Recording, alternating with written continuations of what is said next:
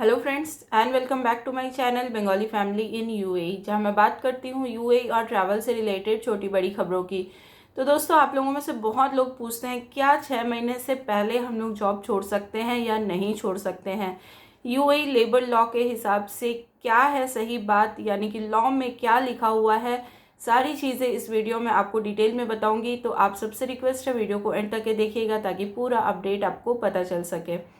तो दोस्तों, आप सबका सवाल होता है क्या प्रोबेशन पीरियड के दौरान, यानी कि प्रोबेशन पीरियड होता है 3 से 6 महीने, जब आपका कॉन्ट्रैक्ट वगैरह हो जाता है, वीज़ा आ जाता है, सारी चीज़ें क्लियर हो जाती है कंपनी से, कॉन्ट्रैक्ट बनने से आपका जो है पीरियड शुरू हो जाता है। तो लेबर कॉन्ट्रैक्ट जो अभी बन रहा है वो एक पर्टिकुलर समय के लिए बन रहा है, यानी कि लिमिटेड कॉन्ट्रैक्ट हो रहा है। पहले अनलिमिटेड कॉन्ट्रैक्ट भी होता था, लेकिन अब जो कॉन्ट्रैक्ट बन रहा है वो सिर्फ और सिर्फ लिमिटेड कॉन्ट्रैक्ट्स ही आ रहे हैं, यानी कि बोल सकते हैं यूएई लेबर कॉन्ट्रैक्ट जो है उसको अब लिमिटेड कर दिया गया है। तो इस समय पे प्रोबेशन पीरियड जो होता है 3 से 6 महीने के बीच में, अगर आप लोग जॉब छोड़ना चाहते या चेंज करना चाहते हैं तो यूएई लेबर लॉ में लिखा है जी हाँ, बिल्कुल आप लोग जॉब छोड़ सकते हैं या चेंज कर सकते हैं, लेकिन इसके अंदर कुछ टर्म्स एंड कंडीशंस है, कुछ नियम है, उस नियम को आपको मानना पड़ेगा और आप लोग जॉब चेंज कर सकते हैं।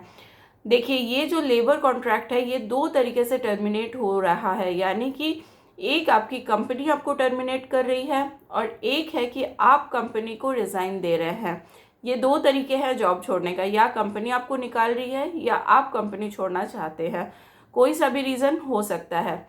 तो अगर कंपनी आपको टर्मिनेट कर रही है तो इसमें क्या नियम है। अगर कंपनी आपको टर्मिनेट कर रही है तो ऐसा नहीं है कि आज बोल दे कि तुम जॉब छोड़ दो और कल से तुमको नहीं आना, ऐसा नहीं है। According to UAE labour law आपको 14 दिन का नोटिस पीरियड देगी आपकी कंपनी, यानी कि 14 दिन पहले ही या फिर जिस दिन आपको बता रही है रिटर्न में नोटिस पीरियड दे रही है उस दिन से शुरू होता है। 14 दिन तक आप लोग उस कंपनी में काम कर सकते हैं और उस 14 दिन का भी सैलरी कंपनी को देना होगा। इसी बीच में आप लोग एक अनपेड लीव ले सकते हैं, यानी कि 1 वीक में एक अनपेड लीव आपके लिए होता है, उस समय में आप लोग जॉब सर्च कर सकते हैं।